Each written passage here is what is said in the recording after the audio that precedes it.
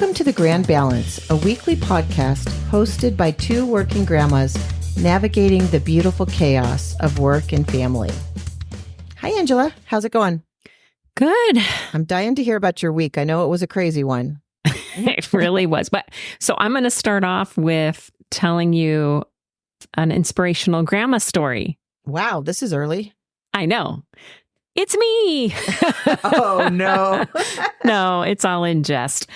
So I traveled for business and then traveled from business to spend a weekend with my kids so they could attend a wedding and I could watch the grandbaby, and then travel back to on business to another city.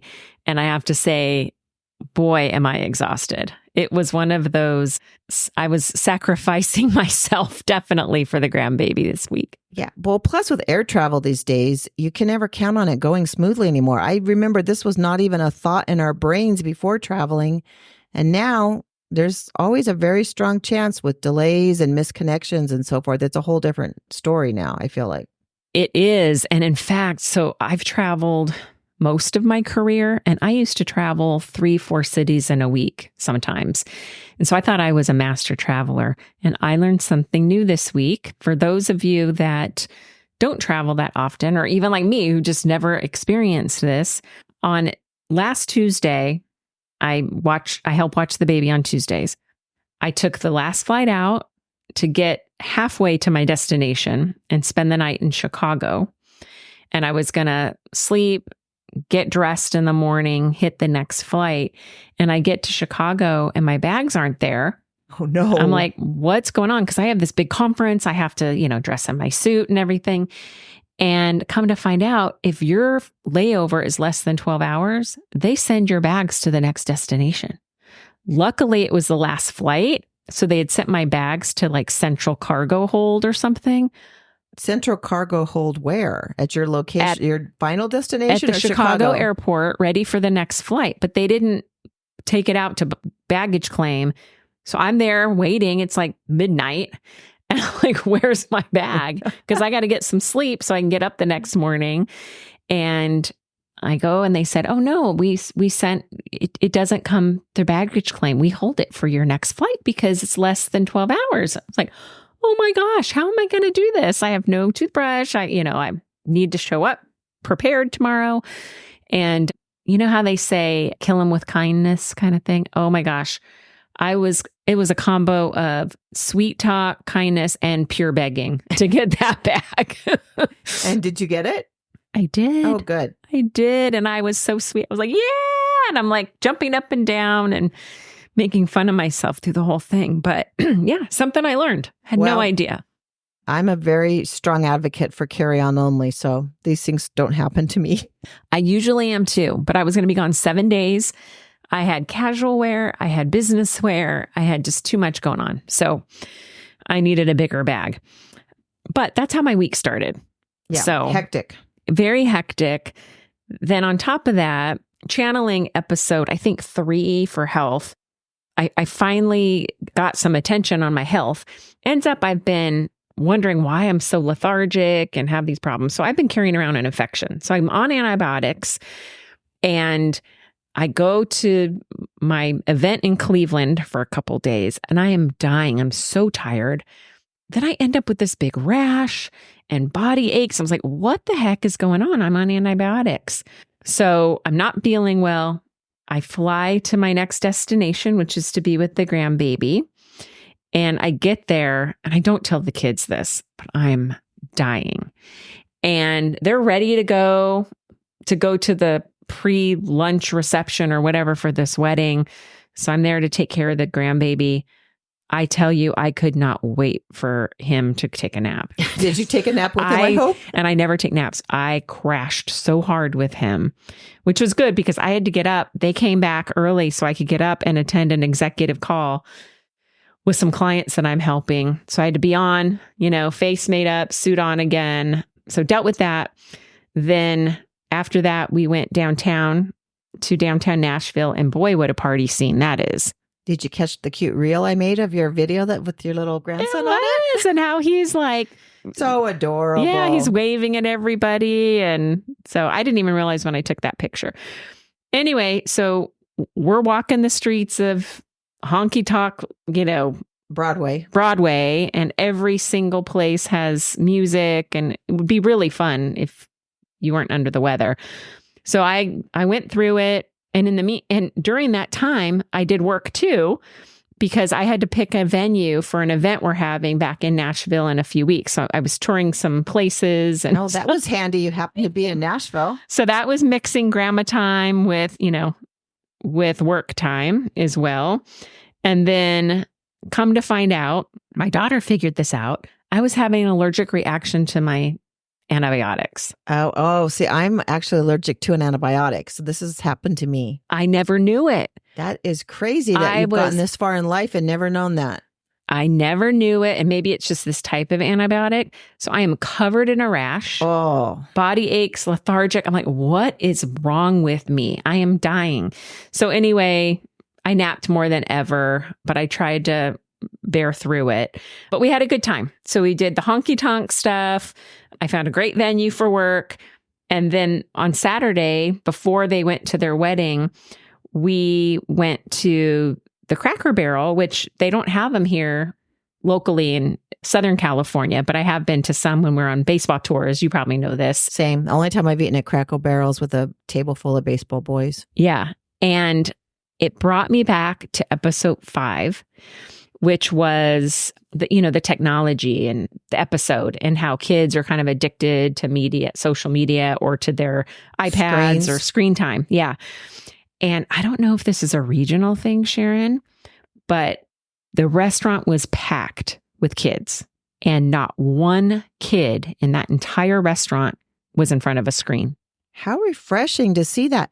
Hopefully it's not a regional thing, and it's a sign of things to come, that people are becoming more aware and just trying to limit it and having more family conversations and fun in person. Well, and the funny thing is, so kudos to Cracker Barrel. They have these little kid menus, and it's like a 4-page menu. And on the very front, there's this symbol, and it says, stop to talk to your family, or stop for a conversation or something. I'll share pictures of it on our website. And so when you pass this symbol, you're told, okay, stop, time to talk to your family now. So if you're filling out puzzles or coloring in characters or whatever, on every page, there's a place for you to stop and talk to your family. That's very clever. I've never seen that. I don't really see a lot of kids' menus recently, but what a great idea. I know. So very, very family friendly. And then the other thing that I noticed, which made me think, is it a regional thing? Us living in California versus what's going on in the South. I don't know if it is, but I'm hoping it made me pause. A sign of the times changing. Yeah. We went to a really interesting history tour. The Civil War was down there and everything. And there were a dad and his 2 little boys. And I think the boys were like 5 and 7, maybe something like that. The best behaved little boys. Again, they're not being given an iPad or a phone or anything. They are listening to this tour that from a grown-up perspective was extremely interesting. And I'm thinking, those kids were probably bored, but they were so well behaved, and they didn't need that to be a distraction. That's awesome to hear. It's always nice when you see that out and about too. Yeah. So anyway, then I left the kids.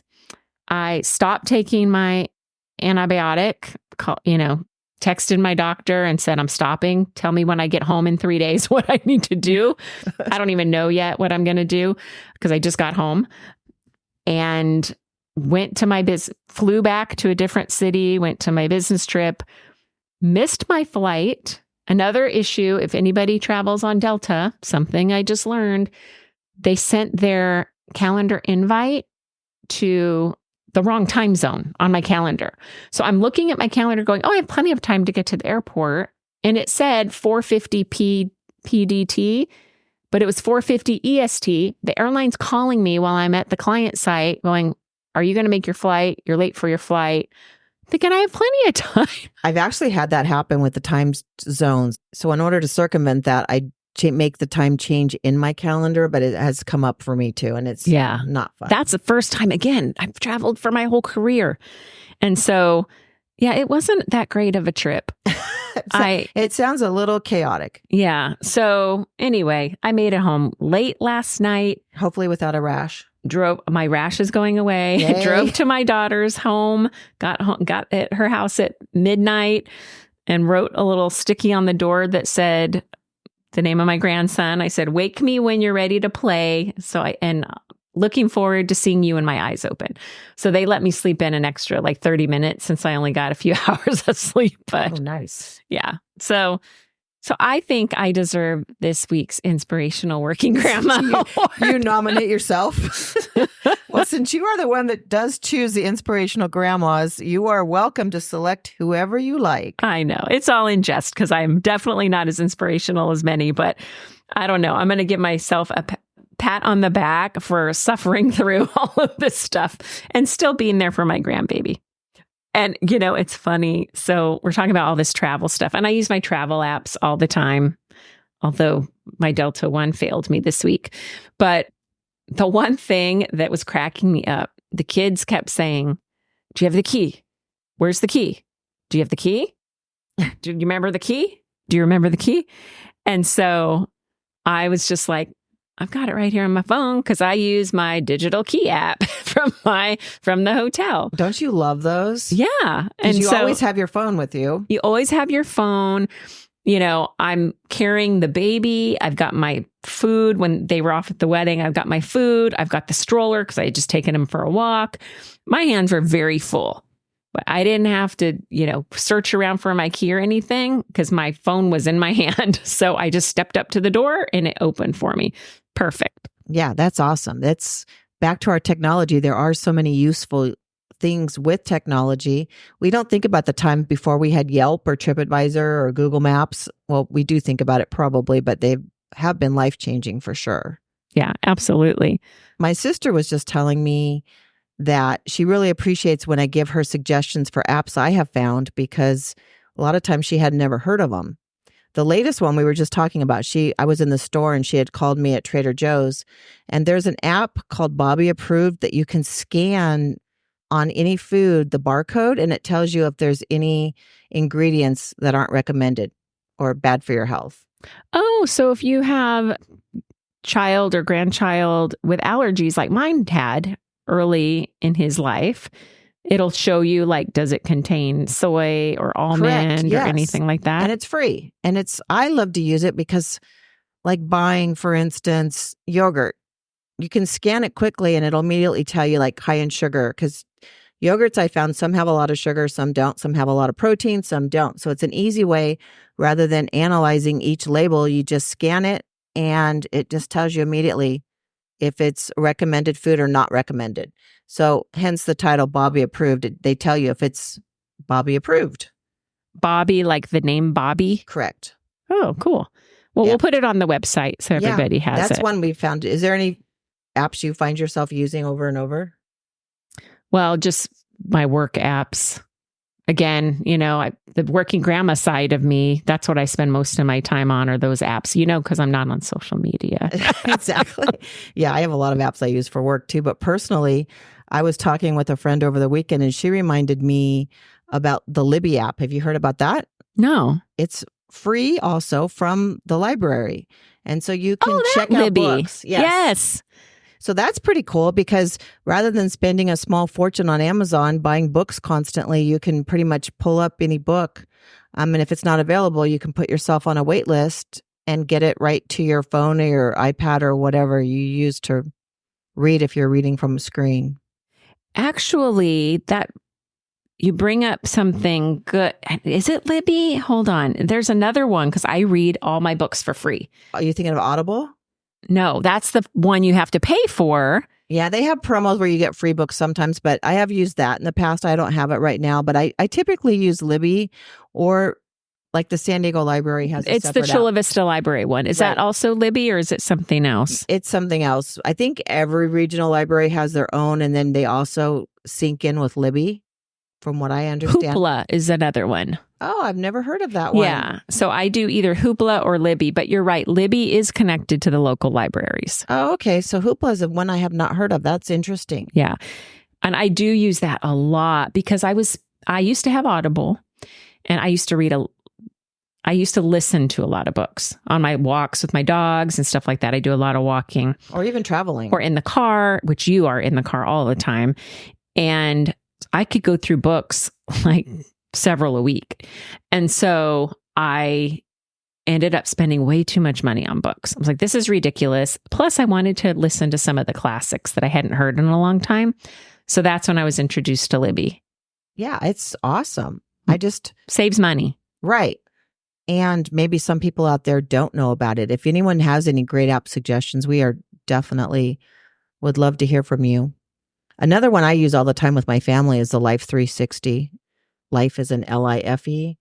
It's kind of like a Find My iPhone type of thing, but because our family does have Apple, but if you have non-Apple users, you can use it, and it just at a click of a button just shows you everyone in your immediate family's location, which is nice if you're trying to plan travel, dinner, whatever. You can kind of just see where everyone's at without having to bother them or call them.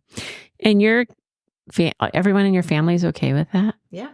Like I haven't, since my kids went off to college, I've not been connected to them because I felt like it was a personal space thing. Like they don't really. No, for us, it makes our life easier because my son flies a lot for work. And actually, when he played baseball, he flew a lot for baseball. And rather than him being bugged by me making sure he landed or not, I could just check and I wouldn't have to bother him. So that, I think, was a bonus for him. Plus, I mean, once they're adults, they can go wherever they want. True. I mean, I guess once they know you're not watching out, trying to watch where they are all the time. Exactly. I don't know if my adult children would care. It's just ever since college, I haven't done it. So I haven't even thought of going back to it. Right. And my daughter, like if she's coming over for dinner, it's just easy for me to see where she is as far as what her expected time is. She moves a little more slowly with the baby, so things take a little longer. So just to make sure timing wise for meals. So that's a good one. Also free. One I talked about in our last episode, that Zoog app is really cute where you can read stories and sing songs to a long distant grandchild or even a local grandchild. But I can see it being super helpful with a long distant where they can see your face and hear your voice. We posted that on the last episode in the notes. So please go get that one. That's a great one. Yeah. Another one I like, there's a lot of fitness apps. I know Robin in our fitness episode had talked about the Peloton app being used even if you don't have the Peloton. I know another one my daughter had told me about is Fit On, and she really enjoys that one too. So I'm going to try that one for some workouts at home because I have not tried it yet. Oh, she told me about the coolest app last night, and this totally speaks to me. So my recipe world is a disaster. I have written recipes. I have pictures of recipes. I have screenshots of website recipes. I have some on Pinterest. I basically have recipes very unorganized throughout everything. She found an app called Recipe Keeper that you can either take a picture and it automatically loads it in. You can scan something. You can look at a piece of paper and it keeps everything in one location. So if you're shopping, you know what ingredients to buy. I haven't done it yet because she just told me yesterday, but I thought it was so clever and a big solution to my very disorganized recipe life. You don't look that excited. Well, it's because you said you got to take a picture, you got to scan. And I'm just thinking, if you look at my recipe binder, how much time that's going to take to do it. But I get it. Like once you get through it once, you're probably okay. Like if you're like reading a website or something, you see a recipe you like in a magazine, or you can just take a picture of it right then and there. Correct. Yeah, that's true. And I do have recipes I've had to write over several times just because grease is on them now and they look pretty nasty. Or you have to write it to send it to someone who's asked for it. Who can't read my writing. Yeah. I just thought it was so clever. I'm definitely going to check it out. I'm going to check that out too. I had not heard about it. And if I could organize my recipe life, I would be very happy. I agree. I'm trying to think of other ones that are maybe people haven't thought of. I was talking with a friend on the phone last night, and she told me one that she had just started using that I'm also planning on checking out. Haven't tried it yet. It's called Nibble. And so it keeps your brain active and teaches you about specific categories you might be interested in. So maybe you want to learn something about art or about architecture or about history. And it has little short learning blurbs, I guess. I'm not sure if it's audio or reading, but it sounded pretty cool just to kind of keep your brain working and learning new things. See, I love that if you can do it when you're not on Wi-Fi. Oh, that's a great idea while you're flying. And because here's what happens with me. So I try to maximize my time when I'm traveling for work. I'm one of those that as soon as they say you can bring your computers out, boom, I'm computers out. I try to get as much done as possible. And then, but those first 15, 20 minutes of the flight and the last 15 minutes, 20 minutes of the flight, I can't just sit there and stare at the seat in front of me. It drives me batty. You don't download any movies?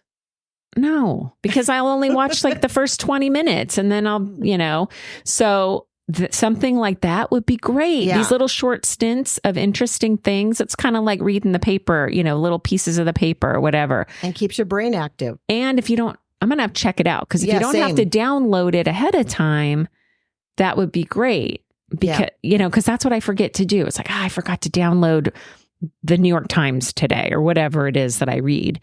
Because then you're stuck on the airplane. Yeah, we'll definitely both have to check it out because I thought it was interesting and something I had not heard of. So we would definitely like all of our listeners to email us or message us on social media and let us know your favorite apps that we didn't not discuss that maybe people don't know about because sometimes they can help you. Sometimes it's just entertaining, fun. Pretty excited about organizing my recipes. True. And if you're not going to make me use social media, then I guess I can just start investing more in my app use.